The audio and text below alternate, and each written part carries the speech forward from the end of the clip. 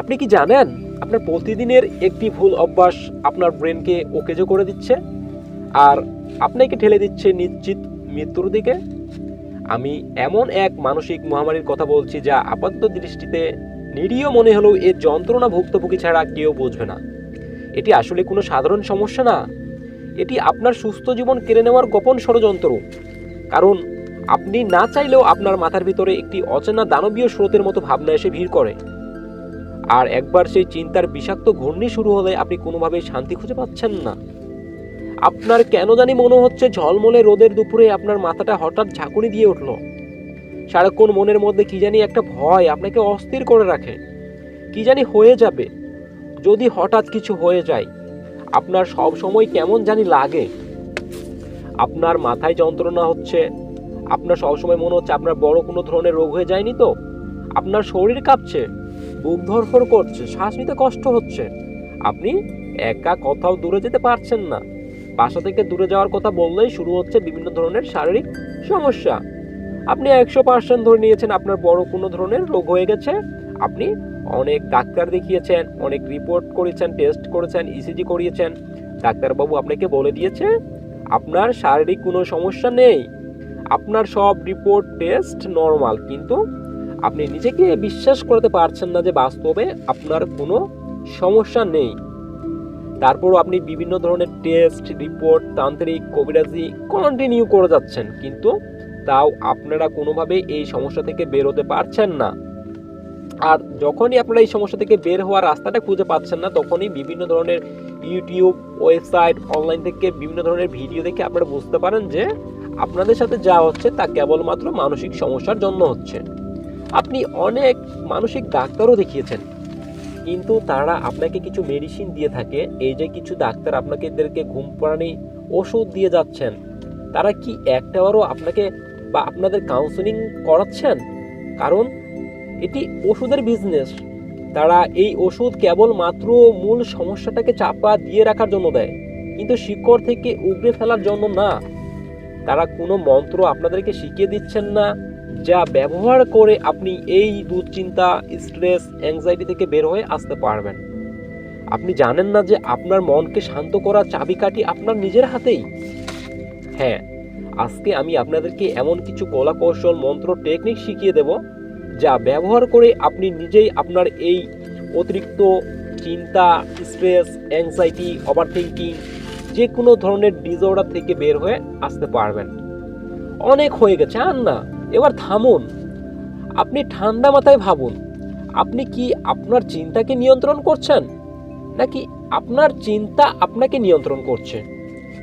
যদিও চিন্তাকে নিয়ন্ত্রণ করা সম্ভব না, তারপরও আমরা ভুল চিন্তাকে সঠিক যুক্তি দিয়ে বিশ্লেষণ করতে পারি। আপনার মস্তিষ্ক আপনার হাতে নাকি চিন্তার দখলে? আপনাকে আগে এই বিষয়টাকে ভালোভাবে বুঝতে হবে। যদি আপনার মস্তিষ্ক চিন্তার দখলে চলে যায়, তাহলে আজ থেকেই লাগাম ধরুন। আসুন আমরা জানি কিভাবে আমরা এই চিন্তা থেকে মুক্তি পেতে পারি। যদিও অ্যাংজাইটিতে শারীরিক সমস্যা বলে শেষ করার মতো না, ধরতে গেলে মাথা থেকে পা পর্যন্ত শারীরিক সমস্যা হয়ে থাকে অ্যাংজাইটিতে।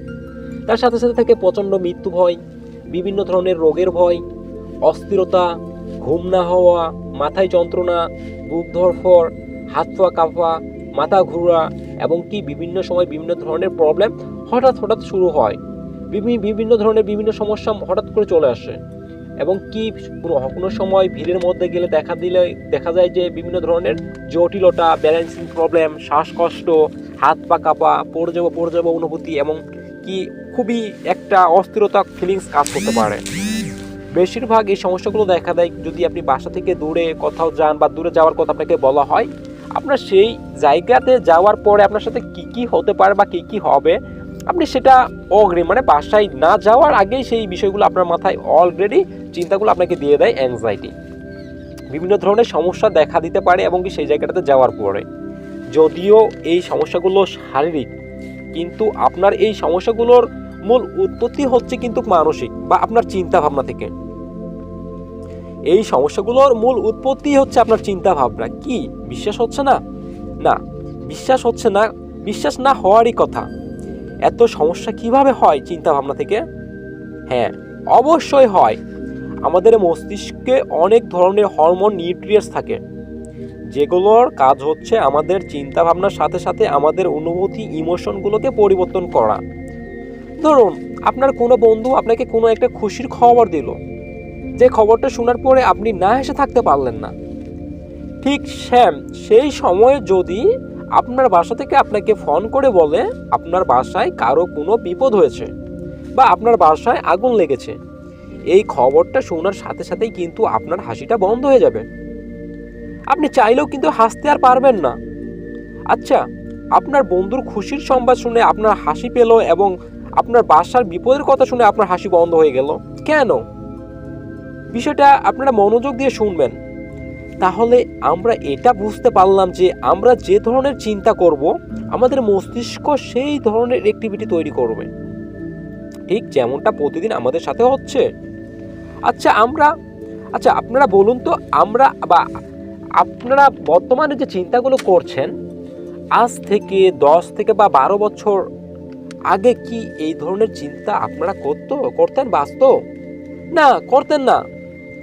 আপনি সারাক্ষণ রোগের ভিডিও দেখছেন, সবসময় মনে হচ্ছে বড় কোনো ধরনের রোগ হয়ে যাবে, যদি কিছু হয়ে যায় কি হবে, মাথায় চাপ ধরে আসছে, খারাপ লাগছে, বুক ধড়ফড় করছে, বুকটা মনে হয় চাপ ধরে আছে, আমার মনে হয় শরীরটা কাঁপছে। এই যে সব সময় আপনি এই বিষয়গুলো নিয়ে পড়ে আছেন, তো আপনার মস্তিষ্ক আপনাকে রিয়েক্ট দেবে, এটাই বাস্তব। আপনি কাজ কামে মনোযোগ দেওয়ার চেষ্টা করছেন না, আপনি সব সময় পড়ে আছেন কিভাবে এই সমস্যাগুলো থেকে বের হয়ে আসব। আসলে সমস্যাটা হওয়ার পিছনে মূল কারণই হচ্ছে এটা। আপনি ছাড়ুন না এগুলা, বাদ দিন, আপনার মনকে ছাড়ুন। আপনার মন আপনাকে যে চিন্তাগুলো দেয় সেগুলোকে এড়িয়ে চলুন। চিন্তা থেকে কখনো কিছু হয় না। যদি হতো তাহলে পৃথিবীতে মানুষ চিন্তা করে কোটিপতি হয়ে যেত। কেউ এত পরিশ্রম করতো না, অনেক কষ্ট করে অনেক মানুষ দেশ ছেড়ে প্রবাসে যেত না, অনেক মানুষ অনেক কষ্ট করে লেখাপড়া করতো না, চিন্তা করতো আর হয়ে যেত। আপনি নিজেকে লজিক দিন, আপনার এই যে চিন্তাগুলো আসছে, আচ্ছা কতদিন ধরে এই চিন্তাগুলো আপনার আসছে? কয়টা চিন্তা আপনার সাথে বাস্তবে ঘটেছে? যদি এই চিন্তাগুলো বাস্তবে ঘটার কোনো ক্ষমতা থাকতো, তাহলে এতদিনই আপনার সাথে অনেকবার ঘটতো, আপনার অনেকবার অনেক কিছু হয়ে যেত। হয় নাই, হবেও না, জীবনেও হবে না। শুধু চিন্তাগুলো আপনাকে কন্টিনিউ অ্যাংজাইটি দিয়ে যাবে। অ্যাংজাইটির কাজই হচ্ছে আপনাকে ব্ল্যাকমেল করা, আপনাকে ভয় দেখা, ভয়ের চিন্তা দেওয়া। আর আপনি যদি এই ভয়গুলোকে ভয় পেতে থাকেন, তাহলে একটা সময় আপনার ঘর থেকে বের হইতে ভয় কাজ করবে। এখন ডিসিশন আপনার হাতে। আপনি ভয়ের সাথে মোকাবেলা করবেন নাকি ভয়ের কারণে বাসায় ঢুকে থাকবেন? Decision is your. আপনি কাজ কামে মনোযোগ দিন না, ছাড়ুন এই চিন্তাগুলোকে। আপনার লাইফে যে বিষয়গুলো ইম্পর্টেন্ট, গুরুত্বপূর্ণ, একজন মানুষ স্বাভাবিক লাইফ চলাফেরা করার জন্য যা যা দরকার, যেটা করতে হয়, আপনি সেটাকে ফলো করুন। মানছি খুবই কষ্ট এই সমস্যাগুলো। আসলে অ্যাংজাইটি বলেন, ওসিডি বলেন, ফোবিয়া, প্যানিক অ্যাটাক বা প্যানিক ডিসঅর্ডার যাই বলেন না কেন, এই সমস্যাগুলো আসলে বাস্তবে খুবই কষ্টের। আপনি প্রথম হয়তো পারবেন না, আপনার দ্বারা হবে না, কিন্তু আপনি অল্প থেকে শুরু করুন। দেখুন আপনার হাত অনেকটা কেটে গেছে, আপনার হাত কেটে গেছে এবং এই হাত কাটাটা আপনাকে জোড়া লাগানোর জন্য অবশ্যই কী করতে হবে? ডাক্তারের কাছে যাইতে হবে। আপনি ডাক্তারের কাছে গেছেন এবং ডাক্তার আপনাকে বলছে যে যে জায়গাটাতে কাটে গেছে সেই জায়গাটা অবশ্যই সেলাই করতে হবে। সেলাই না করলে কি এটা ঠিক হবে না। তো এখন আপনার ওই হাত যে কেটে গেছে, এটা সুস্থ ঠিক করার জন্য আপনি সেলাই করবেন না করবেন না? অবশ্যই আপনি সেলাই করতে হবে আপনাকে। সেলাই না করলে তো আপনার এই সমস্যাটা সারবে না, আরও বেশি হয়ে যাবে। তখন একটা থেকে আরেকটা সমস্যা বেশি দেখা দেবে। তো এই যে এখন সেলাই করা লাগবে আপনাকে, তো এই সেলাই করতে গেলে কি আপনার কষ্ট হবে না? অবশ্যই কিন্তু কষ্ট হবে, তাও কি করতে হবে। যখন আপনি আপনার সেই কাটা জায়গাটা সেলাই করবেন, ডাক্তার আপনাকে সেই ট্রিটমেন্ট দেবে, কিছু মেডিসিন দেবে হয়তো। তো এই যে আপনার যে কষ্টটা হচ্ছে, এই কষ্টটা করার পরেই তো আপনার হাত আবার সেই স্বাভাবিক অবস্থায় ফিরে আসবে। ঠিক সেই রকম আপনার প্রথম খুবই কষ্ট হবে। অ্যাংজাইটিতে প্রচুর কষ্ট হয়। আসলে অ্যাংজাইটির যে ট্রিগারগুলা, আসলে একজন অ্যাংজাইটির পেশেন্ট এটা বিশ্বাস করতে পারে না যে আসলে এই ট্রিগারটা, এই যে সমস্যাটা হয়, যে প্রবলেমটা, যে কষ্টটা যেটা হয়, সেটা আসলে এই অ্যাংজাইটির জন্য হচ্ছে। তার হঠাৎ মাইন্ডে এমন কিছু চিন্তা আসে, ধরেন যে হঠাৎ কিছু একটা শারীরিক কিছু একটা সিমটমস দেখা দিল, বা হঠাৎ মাথাটা কেমন জানি একটা বাজে অনুভূতির মতো একটা অনুভূতি বা বাজে একটা ফিলিংস কাজ করলো, বা মাথায় একটু চাপ ধরে আসলো, বা হঠাৎ বুকটা কেমন জানি একটু ধরফর করে উঠলো, বা শরীরটা কেমন জানি একটু ঝাঁকুনি দিয়ে উঠলো, তখন আপনার হঠাৎ মাথায় চিন্তা আসে, কি এমনটা লাগলো কেন, কিছু হয়ে যাবে না তো? আরে কত মানুষের তো হঠাৎ কত কিছু হয়ে যায়, আপনারও হয়ে যাবে না তো? এই যে অ্যাংজাইটি আপনাকে ব্ল্যাকমেল করে, কন্টিনিউ আপনাকে অ্যাংজাইটি এভাবে ব্ল্যাকমেল করে। যখনই আপনার এই চিন্তাটা মাইন্ডে আসে, আর যখন যদি আপনি এই চিন্তার ফাঁদে পা দিয়ে দেন, তখনই শুরু হয় আপনার মেন খেলা। তখনই আপনার মস্তিষ্ক কি করে, যখনই আপনার মস্তিষ্ককে আপনি একটা বিপদের বা ভয়ের একটা সিগন্যাল দিয়ে দিচ্ছেন, মস্তিষ্ক কাজ হচ্ছে কি, আমাদেরকে বিপদের হাত থেকে রক্ষা করা। ঠিক আমরা যেরকম রিয়াকশন বা যেরকম চিন্তা করব, সেই রকম রিঅ্যাক্টিভিটি আমাদের মধ্যে শুরু হবে, এটাই বাস্তবতা। মস্তিষ্ক তখন কি করে, মস্তিষ্ক মনে করে যে হ্যাঁ, মনে হয় সামনে কিছু একটা বিপদ আছে, আমাকে কি করতে হবে, সেই বিপদের সাথে মোকাবেলা করতে হবে। মস্তিষ্ক তো জানে না যে কোনটা বাস্তব চিন্তা, কোনটা অবাস্তব চিন্তা, কোনটা কল্পনা, কোনটা বাস্তব, সেটা জানে না। সে শুধু এই বিষয়টাকে ফলো করে যে কোন বিষয়টাকে আপনি বেশি গুরুত্ব দিচ্ছেন, কোন বিষয়টা আপনার কাছে ইম্পর্টেন্ট, সেটা হোক বাস্তব বা সেটা হোক কল্পনা, সে এইগুলোকে ফলো করে না, সে শুধু ইম্পর্টেন্টটা দেখে। ঠিক আছে, এখন বর্তমানে আপনি যদি আপনার ব্রেনকে মিথ্যা একটা চিন্তাকে বারবার আপনার ব্রেনকে বিশ্বাস করতে বাধ্য করেন যে না এটাই বাস্তব, তাহলে কি করবে, আপনার ব্রেন একটা সময় এই বিষয়টাকে বাস্তব মনে করে নেবে। এবং কি, যখনই আপনি আপনার ব্রেনকে কোনো একটা ভয়ের চিন্তা বা একটা বিপদের সংকেত দিবেন, ব্রেন তখন অ্যাক্টিভিটি শুরু করে দেবে সেই বিপদের সাথে মোকাবেলা করার জন্য। আপনার চিন্তাগুলো আসছে, আপনি দূরে কোথাও গেলে আপনার কিছু হয়ে যাবে, আপনি বাজারে বা মানুষের ভিড়ে গেলেই আপনার অটোমেটিক্যালি হাত পা কাঁপে, বুক ধরফর করে, অস্থিরতা বেড়ে যায়, আপনার খারাপ লাগে। আপনি যত তাড়াতাড়ি চেষ্টা করেন আপনি ওই জায়গাটাকে ত্যাগ করে তাড়াতাড়ি আবার বাসায় চলে আসতে, আপনি বাসায় আসেন, আসার পর আপনি আবার স্বাভাবিক হয়ে যাচ্ছেন, আপনি আবার মানুষের ভিড়ে যাচ্ছেন, বাজারে যাচ্ছেন, আবার সমস্যা হচ্ছে।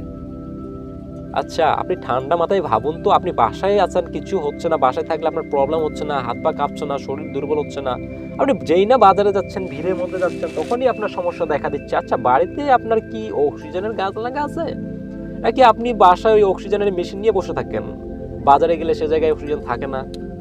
নাকি বাজারে যে মানুষগুলো আছে, যে মানুষগুলো চলাফেরা করে বাজারে যায়, তারা অক্সিজেন ছাড়াই চলে, তাদের কি অক্সিজেন লাগে না? না, আপনার কোনো এক জায়গায় অবশ্যই ভুল হচ্ছে। আপনি কোনো এক জায়গায় নিজের যে চিন্তাগুলো আসছেন, সেই চিন্তাগুলোকে সঠিক যুক্তি দিতে পারছেন না। আপনি ভাবছেন বাজারে গেলেই আপনার বিপদ হবে, সমস্যা হবে, এটা কখনো না। আপনি বাসায় থাকছেন, সমস্যাটা আপনার বাসায়, বাজারে না। আপনি বাজারে যান না, মানুষের ভিড়ে গেলে আপনার সমস্যা কখনো হবে না, এটা শুধু আপনি ভাবছেন যদি হয়, আর যখনই আপনি সিগন্যাল দিচ্ছেন যদি হয়, তখনই দেখবেন যে আপনার ওই সমস্যাটাই শুরু হয়ে যায়। আপনি বাজারে গেলে আপনার সমস্যা দেখা দেয়, এটা বাস্তব, আমি মানি, কিন্তু আপনাকে অল্প অল্প করে যাইতে হবে, আপনাকে দূরে যাইতেই হবে। দূরে না গেলে এই দূরে যাওয়া ভয়টা কখনো যাবে না। আপনি প্রথমে অল্প অল্প করে শুরু করুন। বাসা থেকে প্রথমত হাফ কিলো যান, হাফ কিলো যাওয়ার পর ওই জায়গায় 10 মিনিট বসে থাকুন, ওখান থেকে বসে 10 মিনিট আবার বাসায় আসুন। তারপরের দিন আপনি 1 কিলো যান, ওইখানে 15 মিনিট বসে থাকুন, ওখান থেকে 15 মিনিট বসে আবার বাসায় ব্যাক করুন। তারপরের দিন 1.5 কিলো থেকে 2 কিলো যান, সেই জায়গায় 20 মিনিট বসে থাকুন। প্রতিদিন আপনি টাইম একটা ফিক্সড করে নিন, আজকে আমি এই জায়গায় গিয়ে 1 কিলোমিটার বা 2 কিলোমিটার যাওয়ার পরে ওই জায়গায় 20 মিনিট, 15 মিনিট, 10 মিনিট থেকেই আসবো। তার আগে যতই কষ্ট হোক, যতই সমস্যা হোক, আসবোই না। আপনি একদম মনের মধ্যে মনটাকে একদম পাথরের মতো শক্ত করে, যা হবে হবে, ফেস টু ফেস, যখন হবে দেখা যাবে। আপনি যান, লড়াই করা ছাড়া কোনোভাবেই অ্যাংজাইটি থেকে বেরোতে পারবেন না। আপনি কোনো মানুষের মৃত্যুর খবর শুনতে পারছেন না, কোনো মানুষের কোনো খারাপ নিউজ, কোনো মানুষের মৃত্যুর খবর বা কেউ মারা গেলে দেখতে যাইতে পারছেন না, এই যে বিষয়গুলো আপনার সাথে ঘটে। আচ্ছা, আপনি ছাড়া পৃথিবীতে কত মানুষ তো আছে যারা প্রতিটা মানুষই সেই নিউজগুলো শুনে, কোনো মানুষ মারা গেলে দেখতে যায়, ওই তাদের তো কিছু হচ্ছে না, তাহলে আপনার কেন হচ্ছে? আপনার নিজেকে যুক্তি দেওয়ার, আপনার নিজেকে লজিক দেওয়ার কি ধরনটা আপনার ভুল হচ্ছে, আপনার কোনো জায়গায় মিস্টেক হচ্ছে, আপনি ভুল চিন্তার সাথে নিজের ইমোশনটাকে জড়াই ফেলছেন। ইমোশন কোনোভাবেই দেওয়া যাবে না। আপনার যেরকমই চিন্তা আসুক না কেন, যেরকমই সমস্যা হোক না কেন, আমি কোনোভাবেই ইমোশন পরিবর্তন করব না, যা হবে হবে, দেখা যাবে। আর যদি আপনারা যদিও এই সমস্যার মধ্যে যারা আছেন, আমি আপনাদেরকে সকলকে একটা কথা বলতে চাই, যদি আপনারা নিজে নিজে না পারেন, যদি আপনাদের নিজে নিজে এই সমস্যাগুলো থেকে বের হওয়ার একটা আত্মবিশ্বাস যদি না থাকে, তাহলে অবশ্যই আপনারা কাছাকাছি কাউকে দেখান। কিচ্ছু হবে না এই সমস্যাগুলো থেকে, কখনো কিছু হয় না, ভয় পাওয়ার কোনো কারণ নেই। কিন্তু যদি আপনারা যদি এই সমস্যা নিয়ে সারা জীবন পড়ে থাকেন, তাহলে আপনাদের যেটা হবে, এই সমস্যাগুলো ধীরে ধীরে বাড়তে বাড়তে একটা সময় আপনার বাসা থেকে বের হতে গেলেও আপনাদের বিভিন্ন সমস্যা দেখা দেবে। শারীরিক সমস্যাগুলো ধীরে ধীরে বাড়ে এই প্রবলেমগুলোতে। হয়তো প্রথমে মাথা থেকে শুরু করে আপনার ধরেন যে একটু মাথা চাপ ধরে থাকে, বা একটু হালকা করে বুক ধরফর করে, বা আপনার হাত বা একটু মাঝে মাঝে অস্থিরতা বা একটু কেমন বাজে ফিলিংস কাজ করে। এই কিছুদিন এগুলো চলতে চলতে দেখবেন সমস্যাগুলো আবার অন্য কোনো এক জায়গায় ঠেকে গেছে। মানে একটার পর একটা এগুলো চেঞ্জ করতে থাকে। তার জন্য সারা জীবন এই সমস্যায় ফেসে না থেকে অবশ্যই কাছাকাছি কাউকে দেখান, দেখাইলেই ভালো হয়ে যাবেন। কারো কাছ থেকে হেল্প নিন, নিজে নিজে যদি না পারেন, কারণ নিজে নিজে পারার চান্স খুবই কম। অনেক মানুষ পারে, অনেকেই পারে না। তাই অযথা সময় নষ্ট করবেন না, সকলে কাছাকাছি কাউকে দেখান, কারো কাছ থেকে হেল্প নিন। আর ডেইলি বেসিকে যেটা করতে হবে, আপনাকে কন্টিনিউ এক্সারসাইজ করতে হবে। এক্সারসাইজ ছাড়া কখনো এই সমস্যা থেকে বার হওয়ার কোনো চান্স নাই। কন্টিনিউ আপনাকে এক্সারসাইজ করতে হবে। প্রতিদিন একটা নির্ধারিত সময় ঘুম থেকে উঠতে হবে।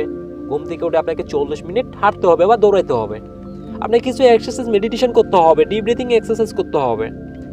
আপনাকে কন্টিনিউ একটা রুটিন ফলো করতে হবে।